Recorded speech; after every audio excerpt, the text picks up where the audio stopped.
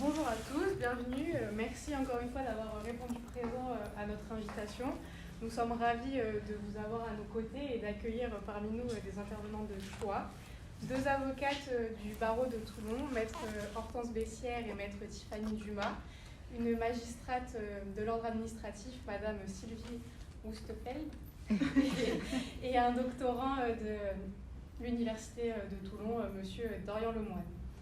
Aujourd'hui, nous allons consacrer cette table ronde au sujet de la justice face au numérique en cette 15e journée scientifique qui est d'ailleurs organisée par l'Université de Toulon. Nous avons fait ce choix de thème parce qu'il concerne des problématiques actuelles quant à l'avenir de la justice dans notre société et nous sommes curieux de connaître votre avis concernant ce sujet-là. Ainsi, nous aborderons cette thématique à la lumière des droits fondamentaux et en nous consacrant à trois grands thèmes qui sont les procès filmés, l'objectif zéro papier pour 2027 qui est évoqué par notre actuel garde des Sceaux, M. Éric Dupond-Moretti, et enfin l'immixtion de l'intelligence artificielle dans les domaines de la justice. Afin de démarrer cette table ronde, je vais donc laisser la parole à ma camarade Sana qui va vous présenter le sujet des procès filmés. Alors bonjour à toutes et à tous, merci Louise pour cette introduction. Effectivement, comme prévu dans notre programme, nous allons débuter cette table ronde par le thème relatif aux procès filmés. Avant toute chose, il me paraît nécessaire de rappeler que la captation des audiences a connu une histoire juridique assez riche. Alors en effet, dans un premier temps, l'interdiction d'enregistrer et de diffuser les procès a été posée par la loi du 6 décembre 1954, complétant l'article 39 de la loi du 29 juillet 1881 sur la liberté de la presse, en vue d'interdire la photographie, la radiodiffusion et la télévision des débats judiciaires. En 1981, une première exception a été posée. La loi du 2 février 1981 est venue prévoir que sur demande présentée avant l'audience, le président du tribunal pourra décider d'autoriser les prises de vue avant l'ouverture des débats le jour de la première audience du procès et à condition que les parties et le ministère public soient consentants. Sous l'impulsion de Robert Badinter, alors garde des Sceaux, en 1985, une loi du 11 juillet est venue prévoir la constitution d'archives audiovisuelles de la justice. Le ministre de la Justice de l'époque dit, en questionnant alors l'Assemblée nationale, « Peut-on admettre dès lors que l'histoire de nos grands procès demeure muette et aveugle ?» L'histoire nous montre que la réponse fut négative puisque cette disposition a permis la création de 14 archives audiovisuelles de procès pour l'exemple et pour la mémoire de la justice. Parmi ces archives, on peut citer les procès Barbie de 1987, du sang contaminé de 1993, de Charlie Hebdo 2020, mais pas les crimes terroristes de M. Mera. Plus récemment, la loi du 9 mars 2004, dite Perben 2, est venue autoriser l'enregistrement et non la diffusion de tout ou partie des débats dans le cas unique où cet enregistrement peut servir le cours ultérieur des procès d'assises ou des procès en appel. Enfin, et ce sera l'objet de nos échanges aujourd'hui, la loi du 22 décembre 2021 pour la confiance dans l'institution judiciaire est venue poser une énième exception à l'interdiction de principe puisque désormais l'enregistrement sonore ou audiovisuel d'une audience peut être autorisé pour un motif d'intérêt public d'ordre pédagogique, informatif, culturel ou scientifique en vue de sa diffusion. Selon notre ministre de la Justice, Éric Dupond-Moretti, cette mesure a été pensée pour lutter contre une des causes de défiance à la justice française qui creuse le fossé entre nos concitoyens et l'institution judiciaire. Elle se nomme lenteur des procédures, insuffisance chronique des moyens, mais aussi méconnaissance de son fonctionnement et critique incessante. Méconnaissance de son fonctionnement qui peut être palliée, donc, par une plus grande transparence et une plus grande pédagogie selon notre garde des Sceaux, puisque la diffusion est accompagnée d'éléments de description de l'audience et d'explications pédagogiques et accessibles sur le fonctionnement de la justice. Au-delà de l'opacité du paquet législatif, quant à certaines garanties relatives aux droits fondamentaux des personnes enregistrées, nous aborderons plutôt ici des questions pratiques destinées à vous, praticiens du droit et doctorants, relatives à la mise en pratique de ce dispositif. C'est pourquoi la première question à laquelle nous essaierons de répondre ensemble est quels effets la captation des audiences peut avoir sur les acteurs judiciaires, donc risque pour leur sécurité, altérité de leur comportement. Et je vais peut-être laisser la parole à Madame Oustefeld pour répondre à cette première question. Je pense... alors, pour nous, la question, elle se pose, je crois, jusqu'à présent, on n'a jamais eu de demande de captation d'image pour une audience, en tout cas à Toulon. Elle ne s'est pas encore posée. Je pense en termes de sécurité, il n'y a pas de difficulté particulière puisque de toute manière les audiences sont publiques actuellement, donc ouvertes à n'importe qui. Et d'autre part, nous signons nos jugements, donc notre nom de toute façon figure sur nos jugements. Donc je veux dire, de ce côté-là, on est parfaitement identifiable sans aucune difficulté. Donc en termes de sécurité, ça ne changera pas grand-chose, si ce n'est qu'on pourrait peut-être plus facilement mettre un visage sur un nom. Mais je n'y vois pas vraiment de difficulté, en tout cas en ce qui nous concerne. Peut-être aussi parce que l'enjeu des procédures, c'est pas un procès pénal, vous avez peut-être une pression et une tension qui est plus élevée que les sujets dont nous sommes saisis. Sur le comportement des acteurs, forcément ça a un impact puisque quand vous agissez déjà avec un public, votre comportement est différent que quand vous êtes petit comité et encore plus quand votre intervention est susceptible d'être vue par un très grand nombre et revue, analysée, étudiée, etc. Donc de ce côté-là, ça aura nécessairement un impact qui peut être, je pense, à la fois positif, puisque ça nécessite quand même aussi une certaine discipline, puisque c'est votre image qui est en jeu, donc il faut quand même veiller un petit peu aussi à la façon dont vous êtes présenté. Et ça peut aussi avoir des inconvénients, peut-être qui vont renforcer certains effets de manche ou certains comportements pour appuyer un élément qui sont peut-être moins pertinents en droit administratif, puisque chez nous, le procès étant écrit, l'impact de l'audience et des débats à l'audience est quand même moindre que devant les juridictions judiciaires. Donc ça peut un petit peu fausser l'image peut-être qu'aura l'auditeur ou le spectateur s'il ne connaît pas suffisamment le fonctionnement de la juridiction. Donc ce que tu as dit tout à l'heure, je pense l'important s'il y a une captation, c'est l'explication et la démarche pédagogique qui va accompagner la diffusion de ces images-là et qui doit nécessairement expliquer les raisons des propos tenus à l'audience et de l'intervention de certains éléments qui ont pu se passer lors de l'audience. Donc je pense que voilà, il y a un enjeu. Je pense que l'avantage, et ça aussi tu l'as souligné, de cette ouverture des juridictions, même si aujourd'hui, comme je le disais, l'audience est déjà publique, c'est pour nous en tout cas de nous rapprocher le terme est toujours très, très juridique, des justiciables, donc finalement de n'importe qui, donc de rendre un petit peu la juridiction accessible et de permettre de connaître aussi la démarche, le déroulement et là sur le coup je pense que de mettre un visage sur un nom c'est important parce que ça peut aussi un peu dédramatiser cette démarche-là et peut-être permettre aussi d'ouvrir ou rendre plus accessible la juridiction. Je fais une petite parenthèse, on en a souvent discuté avec les étudiants. Il ne faut pas hésiter à demander, à écrire, à poser des questions à la juridiction, même si ce n'est pas dans le cadre d'un contentieux. Et je pense que c'est ça aussi que ça peut peut-être nous apporter, c'est-à-dire des échanges avec des personnes au-delà de l'activité juridictionnelle. Merci Madame Oxtefeld. Je vais peut-être vous donner la parole, Maître Pessière. Oui, alors moi, en fait, il y a beaucoup de choses à dire. Moi, ce qui me fait plus peur, alors, ce qu'on disait tout à l'heure, c'est pas tant l'enregistrement en tant que tel, parce que ça, ma foi, après, c'est assez figé. C'est plus effectivement la diffusion de ces enregistrements et surtout sur quelle durée. Et puis là, en fait, il y a des modalités de recueil des consentements. Alors pour l'enregistrement, nous en tout cas, avocats, on n'aura pas grand-chose à dire. Mais après sur la diffusion, là on aura peut-être un petit peu plus notre mot à dire. Mais j'ai du mal à imaginer comment le consentement peut être éclairé, sachant... Alors, je sais pas, il y a certainement des garde-fous, j'en suis certaine même. Mais voilà, je ne sais pas dans quelle mesure je pourrais donner un consentement éclairé si je ne sais pas précisément quelle diffusion va être faite de cet enregistrement.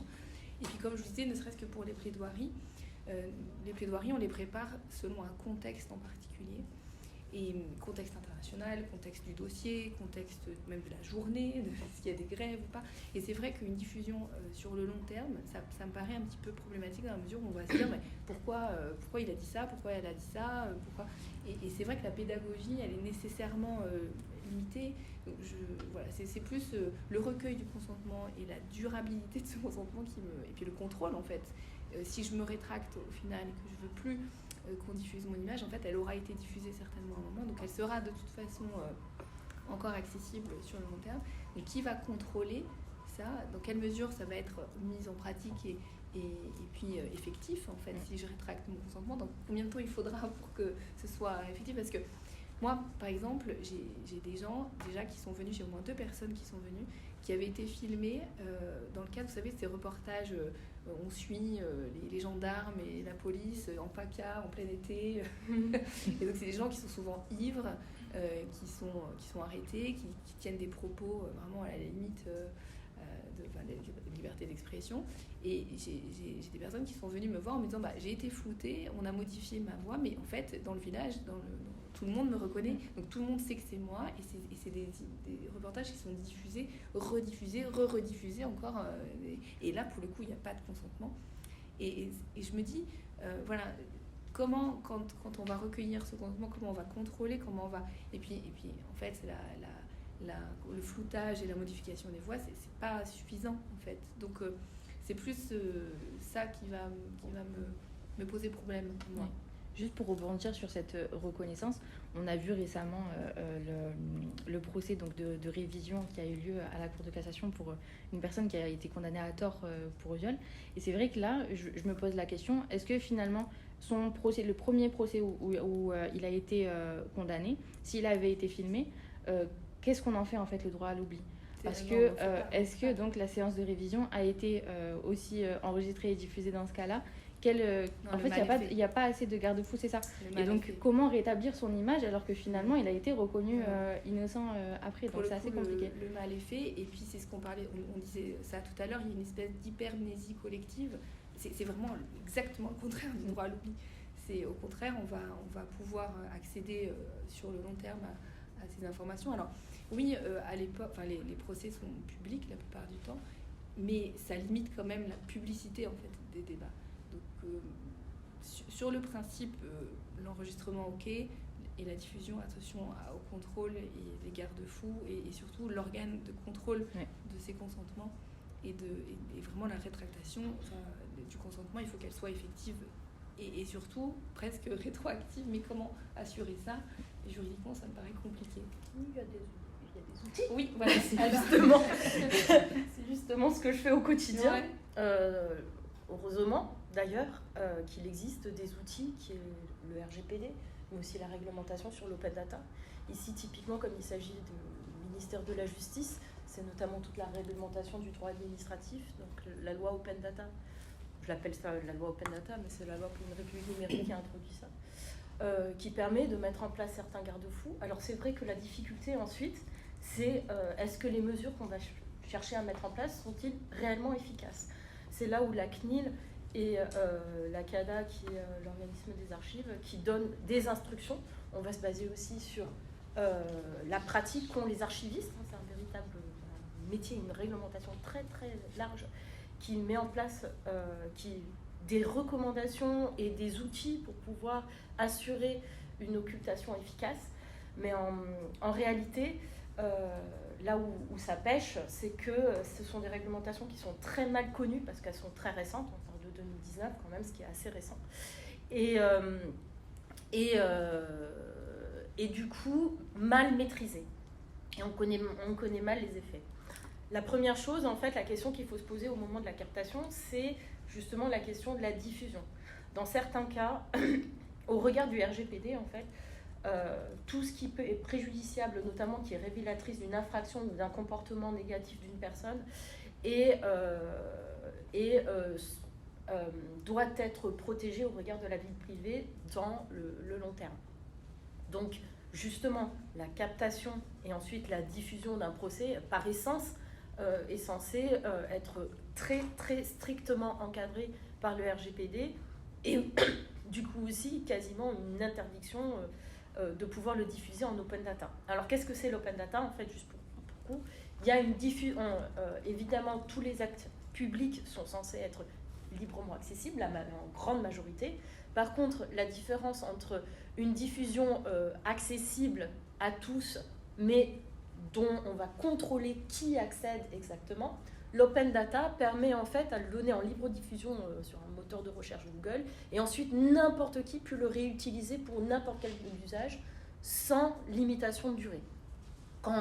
Donc du coup l'administration, le ministère de la Justice ou n'importe quelle collectivité, quand elle veut publier en open data un document, elle doit se poser la question, quels sont les impacts qu'a ce document sur la vie privée de la personne qui est concernée par cet acte. Et donc c'est complètement la question à se poser en fait au préalable, et c'est toute une...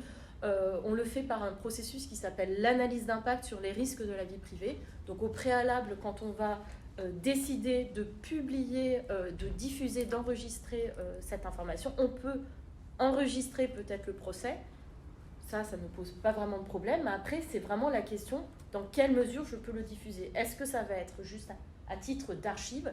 Du coup, si on le garde à titre d'archive, on rentre dans la réglementation des archives et la personne qui y accède, il y a un véritable contrôle d'accès à cette information.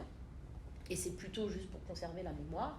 Ou est-ce que je le donne en libre accès, tout le monde peut le voir, et en fait, au regard de la CNIL, elle va vraiment l'interpréter comme une sanction. Enfin, on va orchestrer un bad buzz, ce qui est notamment, par exemple, le cas très souvent dans les sanctions que la CNIL elle-même donne. Elle va plus se concentrer sur l'effet du bad buzz que va avoir la sanction, la décision de justice, plus que le montant de la sanction, parce qu'aujourd'hui, ça a plus d'impact. Et donc, pour le procès, c'est pareil.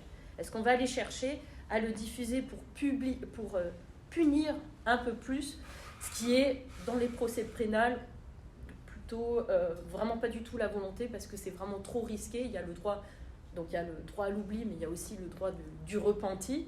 Et à un moment donné, il a le droit aussi de pouvoir repartir sur de nouvelles bases dans sa vie. Il ne faut pas que ça le poursuive à vie.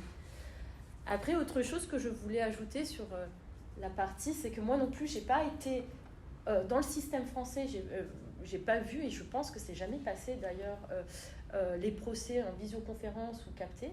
Par contre, je l'ai vécu aux États-Unis.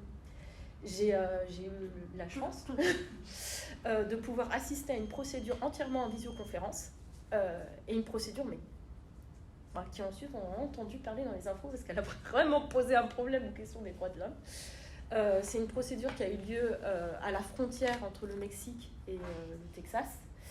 Et c'est le Texas qui avait mis en place justement quand le gouvernement avait changé et passé du côté que Biden est arrivé au pouvoir, et qu'il a justement enlevé en fait entre guillemets cet acharnement qu'avait mis Trump contre les immigrés avec le montage du mur. En fait, il y avait à ce moment-là une poursuite très très intensive en fait des immigrants illégaux.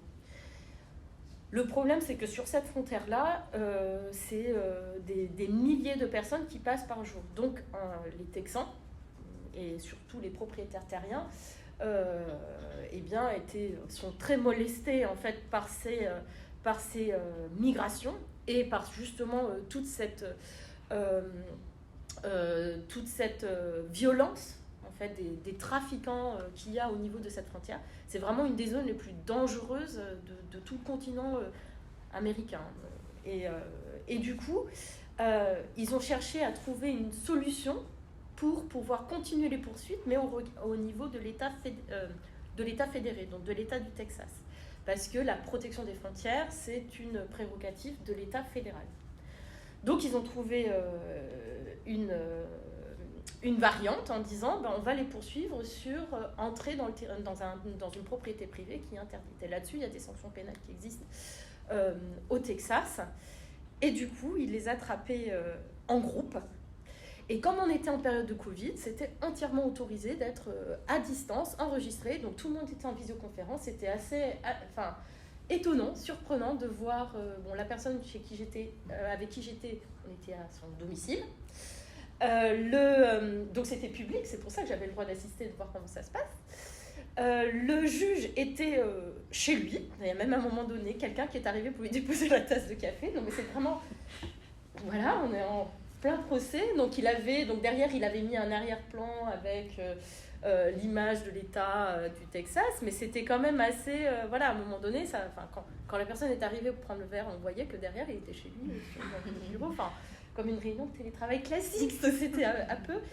Et ce qui m'a le plus choqué, c'est que les personnes étaient en prison, mais au lieu de les passer une par une, donc c'était une première étape, les États-Unis, leur procès pénal, il y a plusieurs étapes, c'est un espèce de juge de la liberté qui va définir, je ne suis pas une experte, hein, mais j'étais vraiment en tant que spectateur, qui va dire en fait, est-ce qu'on va les garder en espèce de garde à vue ou est-ce que on les libère, quels sont les risques. Mais il y avait une chaîne, ils étaient assis sur un banc, donc depuis la caméra on les prenait à peu près ici en hauteur, et on voyait un rang d'une vingtaine de personnes qui étaient assis. C'était censé être un procès individuel, mais en fait le juge avait envie d'y aller à la chaîne, et il lisait ses droits les uns après les autres, il faisait l'appel comme on le fait dans une salle de classe. Mais en fait, comme on voyait, tout le monde était en ligne, à un moment donné, on ne voyait même pas les visages. Donc on ne savait pas qui on était qui était l'interlocuteur, avec qui on était en train d'échanger. Et ça, moi, ça m'a énormément choquée, parce que je me dis, enfin, il n'y a pas d'individualisation de procès, on lance les informations comme ça, et en plus, il n'y a même pas de vérification de l'identité de la personne. Parce qu'il lisait les noms, il fallait derrière, on voyait, donc voilà, tout le monde était dans un banc, en face, il y avait les policiers. Et le juge, il voyait la même chose que toi. Oui, le juge, il voyait la même chose que moi. Il voyait parce que c'était la caméra, en fait, de la salle d'audience dans la prison. Il n'y avait pas de genre d'huissier qui vérifiait sur place Je sais pas, en tout cas, je sais pas, parce qu'en plus, on entendait mal. Donc on entendait oui. La personne avec qui j'étais était le traducteur, et donc espagnol. Et plusieurs fois, il devait répéter, en fait, faire répéter les gens parce qu'il n'entendait pas. Donc on ne savait pas si derrière, tout au fond de la salle, eh bien, c'était, quand il citait les noms, c'était bien la bonne personne. Si on lui disait, bon, on vous a mis en garde à vue, on vous a inculpé de telle et telle infraction, est-ce que vous êtes d'accord? À la chaîne, devant une trentaine de personnes, sans être sûr que c'est bien la personne. Enfin, moi, j'étais très choquée. Après, c'est passé aux infos justement pour arrêter cette procédure qui était illégale sur plein de... c'est plus un gros scandale. Ça m'est même arrivé. Mais c'est vrai qu'à l'époque, on me l'avait montré comme une grande fierté. On pourra en parler pour les moyens. Voilà. Et la rediffusion, ensuite, était sur YouTube. Ça, c'était à préciser. Alors, les États-Unis, je pense que les États-Unis, alors nous on est là, les États-Unis sont. La réglementation c'est pas la même, les pratiques sont pas les mêmes. Mais rien que les libertés individuelles sont pas le concept de liberté fondamentale sont pas les mêmes. Mais bon, c'était pour vous montrer. De comparer. Voilà, ça m'avait bien choquée. La question s'est posée évidemment aussi en période Covid sur la participation à distance à une audience. Alors pendant le confinement, ça a été écarté, donc il n'y a pas eu d'audience virtuelle. Ça a été admis, me semble-t-il, après pour des personnes dans des cas très particuliers qui ne pouvaient pas, pour des raisons médicales, être présentes à l'audience, non pas parce qu'ils étaient covidés, mais parce qu'ils avaient des pathologies lourdes qui les empêchaient d'y assister. Je ne crois pas que ça a été réalisé. Après, parce que déjà il y a un problème technique de réalisation concrète de ça. Je pense que là, sur le coup, en France, d'abord, on n'est pas équipé, ça c'est sûr. On n'en a pas vraiment le besoin non plus. J'ai vécu ça, mais très bien. Enfin, le contre-exemple un peu de ce que vous êtes en train de dire. En Lituanie, petit pays, avec des tribunaux qui sont concentrés dans la capitale et dans une deuxième grande ville. Et quand vous avez un prévenu à demi-kilomètre de cet endroit-là, en fait, ils ne vont pas faire un transfert avec le coût, la sécurité, etc., que ça implique du prévenu au tribunal qui se situe à des kilomètres. Mais en fait, il y a des salles spécialisées, je crois que c'est dans la mairie, où en fait la personne va être transférée, qui sont équipés avec un box, avec en fait comme une petite salle de tribunal, mais du coup à distance. Et vous avez le tribunal qui lui siège dans sa salle d'audience avec un écran, etc. Et où l'échange en fait se fait par contre à distance, en direct. Mais les conditions sont complètement différentes, et puis il y a une raison on va dire locale qui explique aussi cette pratique-là. Mais là c'est normal, enfin il n'y a pas d'interrogation particulière sur ce type de pratique, et visiblement ça fonctionne très bien. Donc voilà, en France, on n'a pas ce problème-là. Je veux dire, on est plutôt bien dépourvu de tribunaux à peu près à l'échelle du territoire national. Ça pourrait éventuellement s'opposer en Outre-mer, où les tribunaux ne sont pas justement nécessairement dans le département, en tout cas pas tout le temps. Mais voilà, après le problème, c'est la réalisation pratique. C'est ça. Je vois vraiment les difficultés. C'est pas au point du tout. Non, je crois que Non, parce que déjà, rien qu'un support PowerPoint, Mais c'est même, compliqué. Ne serait-ce que l'enregistrement dans le cadre des gardes à vue pour tout ce qui est criminel. Le nombre de fois où j'ai vu le PV ou comme quoi ça fonctionne pas, et comme ça fonctionne pas, c'est autorisé, c'est pas grave, du coup on n'enregistre pas. Moi à l'époque où je faisais les gardes à vue, donc ça remonte un peu maintenant. Mais là actuellement ça a peut-être un peu évolué, mais techniquement c'est clair qu'on n'est pas au point. Pour ma part, pour compléter justement les propos, les effets par rapport aux acteurs judiciaires, c'est vrai que à partir du moment où il y a une captation, un enregistrement, à mon avis, il n'y a pas de grands impacts. Néanmoins, c'est dans le cas où justement on en parlait, sur l'utilisation de la visioconférence, notamment lorsque vous avez un mis en cause ou un détenu qui, par exemple, est à distance et qui en plus s'inscrit dans le cadre d'un procès filmé. C'est là où ça va être un peu plus délicat. Alors, bon, même si on lui demande le consentement, c'est surtout par rapport à, si vous voulez,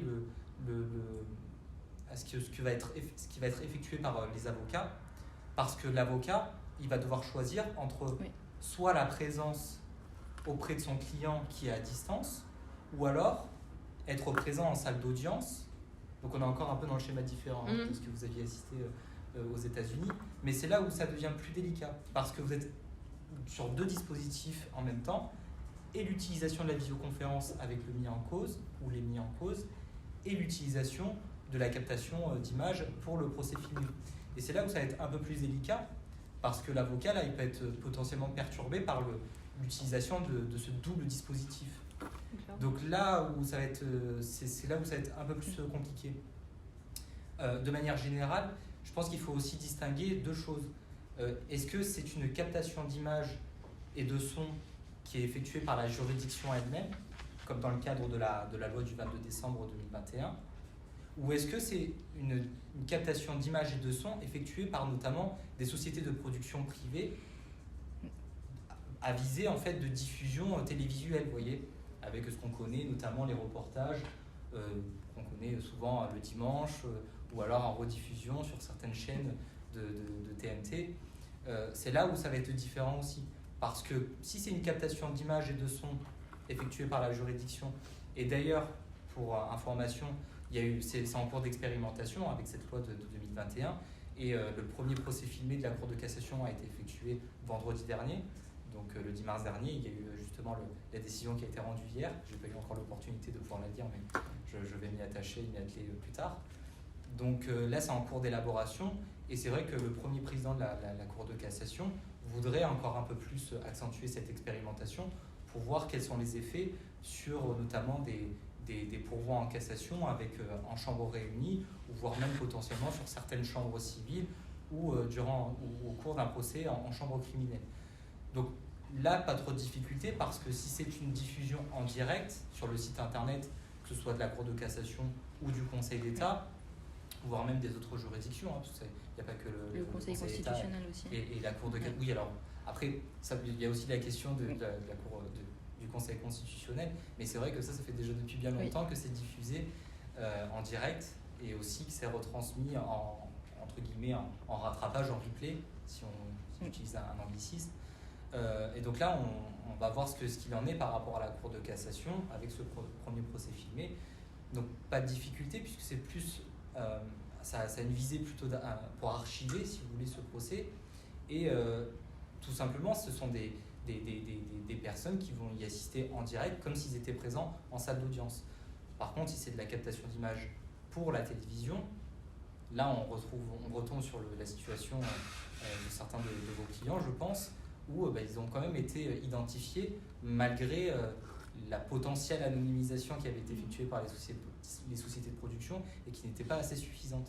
Et c'est là où vraiment il va y avoir quand même un grand problème pour moi, à mon sens. Oui, puis il y a la pédagogie qui entoure ça aussi. Est-ce qu'il y a effectivement ces documentaires avec vraiment des informations complètes ou est-ce que c'est comme ça, un peu genre un télé-réalité, regardez-le, Exactement. l'avocat c'est bien planté.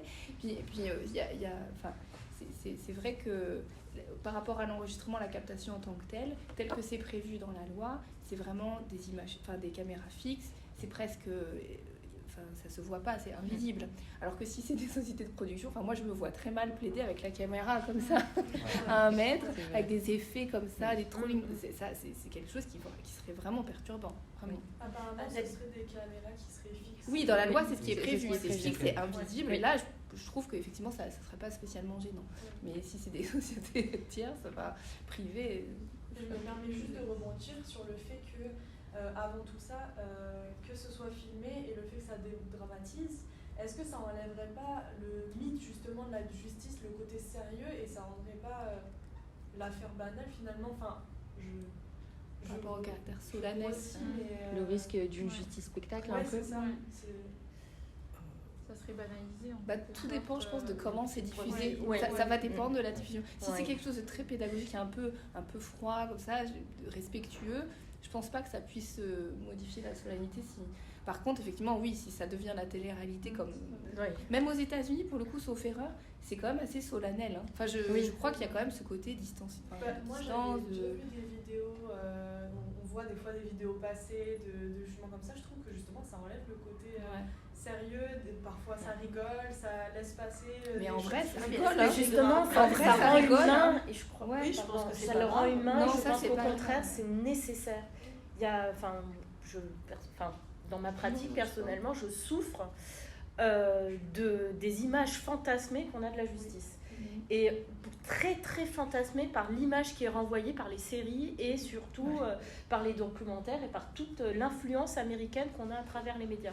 Et je pense que justement de pouvoir, et même quand on voit les séries françaises sur la justice, je vois un avocat, je fais Il paraît qu'il y en a des meilleurs là. ah bon, il y en a des meilleurs. Alors, je suis pas hyper au courant, mais il semblerait qu'il y en ait une. Alors je sais pas pourquoi, je sais pas, je vais Là, la retrouver ça série, tout à l'heure. celle. Il y en a une en dernier qui est un petit peu. d'accord. Enfin, en tout cas, les confrères sont plutôt contents. Ah d'accord, parce que celle qui passe tous Ils arrêtent un peu. tous les soirs là, sur France 2 avec vrai. l'avocate et les conflits d'intérêts toutes les 2 minutes, Ouais. je fais oui, je vois bien que l'avocat va Ouais, me c'est toujours un défendre peu l'ex romancé. de la voilà, et, C'est toujours un peu romancé. et au quotidien, je trouve que ça fait quand même pas mal de mal aux les avocats. Alors, objections je sais pas aux votre honneur. magistrats, mais je trouve qu'aux avocats, ça fait quand même beaucoup de mal.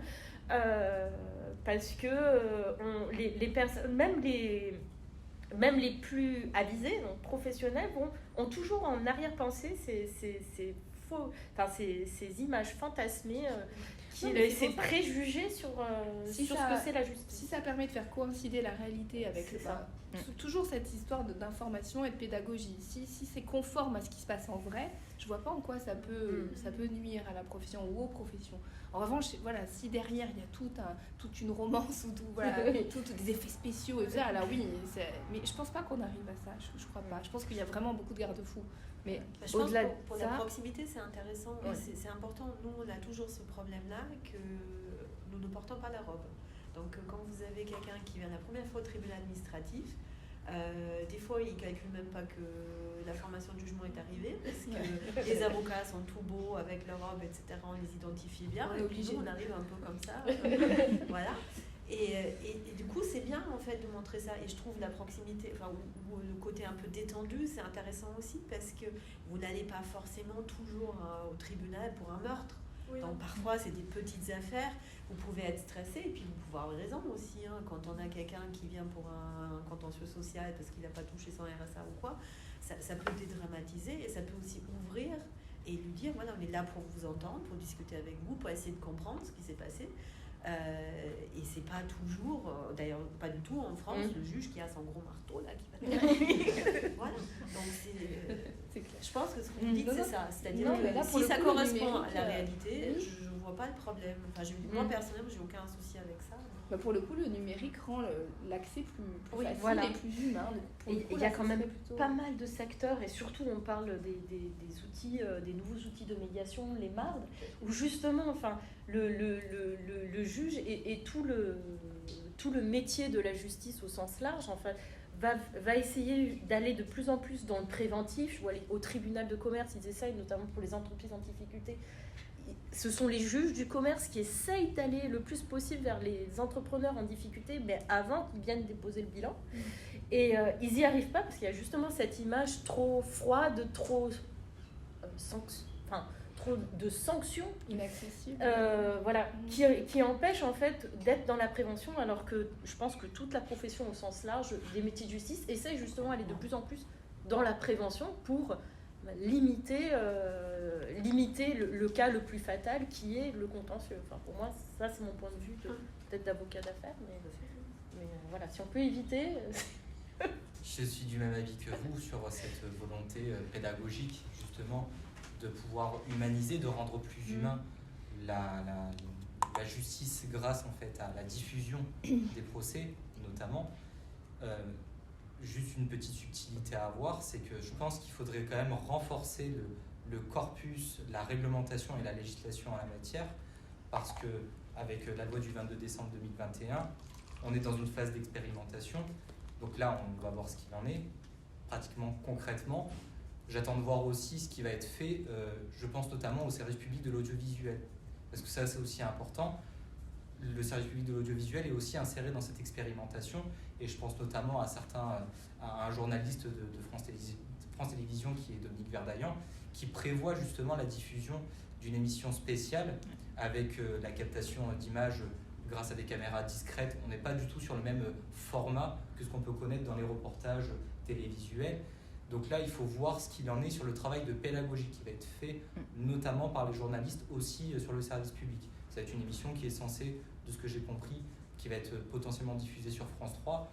Donc ça peut être bien d'un point de vue pédagogique, autant pour, on va dire, les professionnels du droit ou les étudiants, on va dire, en droit, que pour les profanes, c'est-à-dire, entre guillemets, un citoyen lambda, même si c'est un peu insultant le terme que j'utilise, mais je pense que ça peut être bien. En revanche, il faut quand même, à mon avis, et peut-être que je vais aller un peu dans le sens que vous avez dit, mais il faut vraiment renforcer la législation et la réglementation sur les autres reportages qui sont quand même effectués. Oui. Et c'est là où c'est pas assez suffisant, ou tout du moins, je pense qu'il faudrait même que l'ARCOM, qui est l'autorité administrative indépendante qui a remplacé le CSA, puisse se saisir du sujet aussi. Là, c'est là où, même également la CNIL. Oui, je pense que aussi, oui, c'est les garde-fous et l'efficience de ces garde-fous. Je pense qu'il y a un problème que vous avez pointé tout à l'heure en premier, que je ne vois pas comment on peut le résoudre, c'est que vous avez différents acteurs.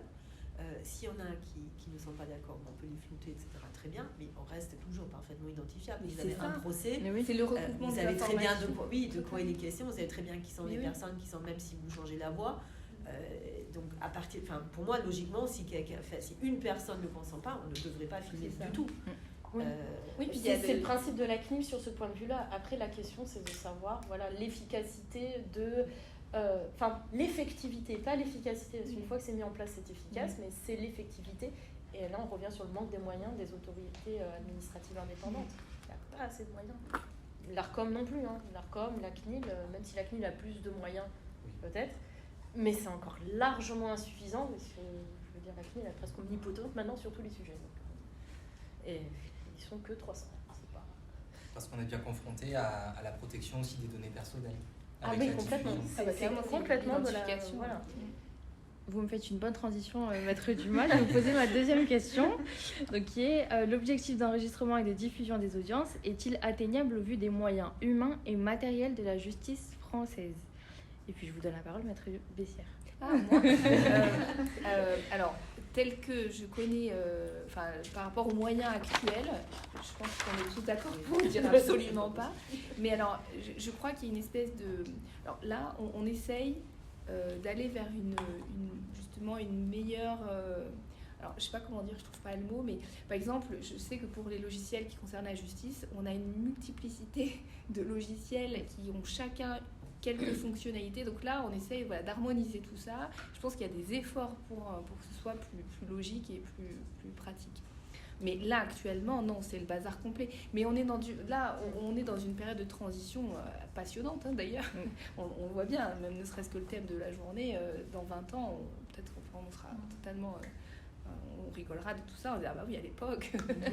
Mais là, voilà, on est à l'entame, on a plein d'idées, mais on n'en a pas encore les moyens. Donc, je crois qu'on est encore dans la phase d'audit. Dire, bon, voilà, ce qui ne va pas, ce qui ne fonctionne pas, c'est ça. Voilà ce qu'il faudrait idéalement. Arriver à un logiciel pour tout ce qui est tribunaux, un logiciel... Franchement, il y a des progrès. Hein. Déjà, moi, en 20 ans de recul, je vois déjà qu'il y a plein de choses qui fonctionnent beaucoup mieux. La communication, notamment entre avocats ou entre les tribunaux, de manière sécurisée, cryptée, ça fonctionne mieux. C'est pas encore optimal, mais ça fonctionne mieux. Le zéro papier, on y viendra. Mais voilà, on est encore en phase d'évolution et de transition. Mais actuellement, clairement, on n'a pas les moyens. Et on n'a encore pas fini d'auditer, je pense. D'accord. Et je me pose aussi la question concernant les moyens humains, dans le sens où forcément la captation des audiences, ça va sensibiliser aussi des acteurs judiciaires. Ça va aussi, avec ce travail de pédagogie, ça va demander des explications forcément par des spécialistes qui ne seront pas forcément journalistes. Peut-être que ça va faire appel à des magistrats ou des avocats.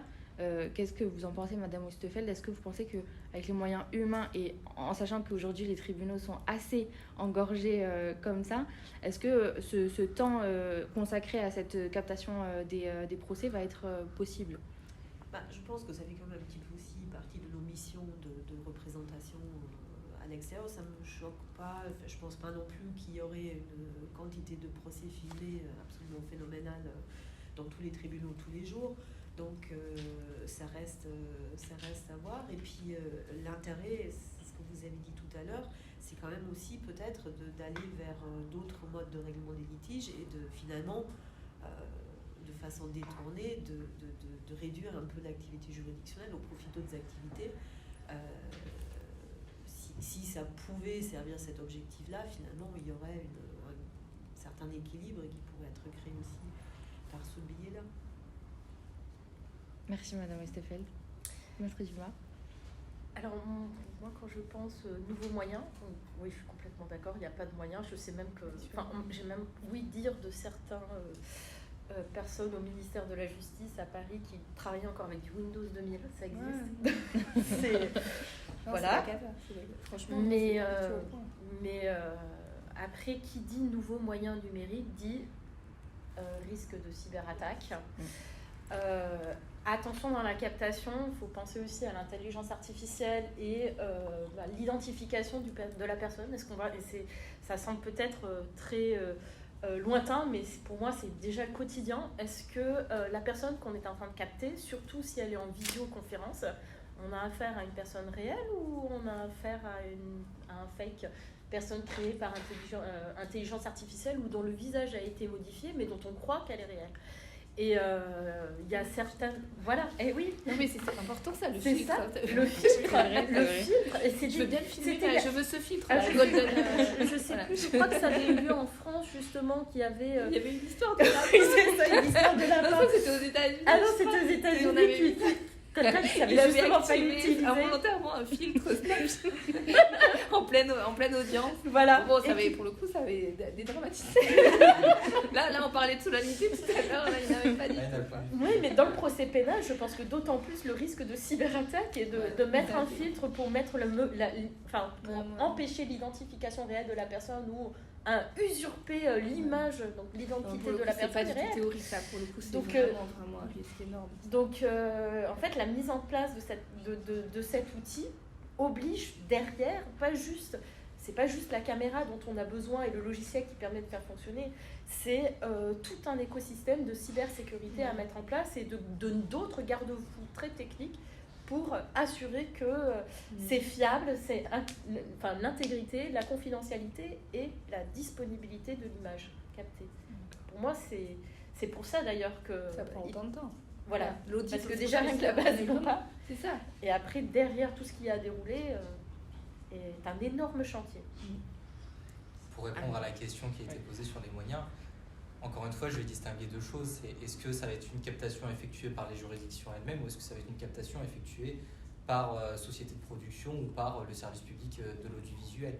Évidemment, si c'est une captation par des sociétés de production privées ou par le service public de l'audiovisuel, bon, ça incombe sur leur budget, que ce soit le service public ou les sociétés commerciales.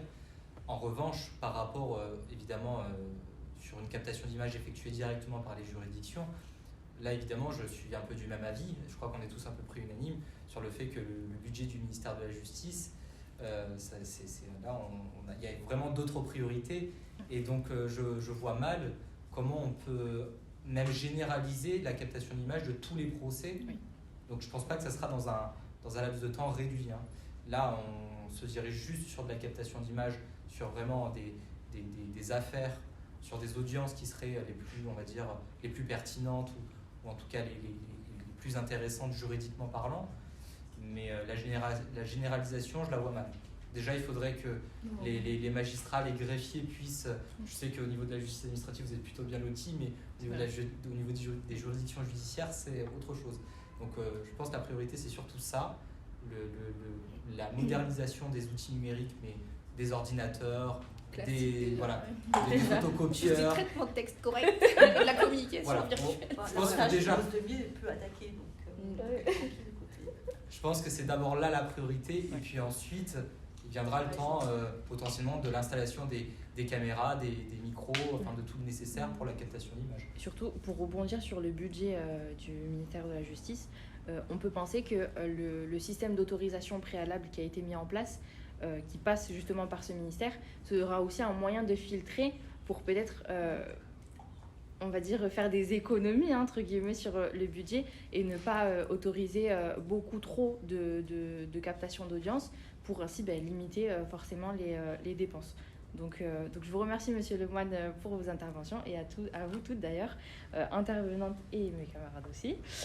Maintenant, je vais récolter les questions s'il y en a dans le public. Non ? Ça a été clair alors. On va bien le prendre.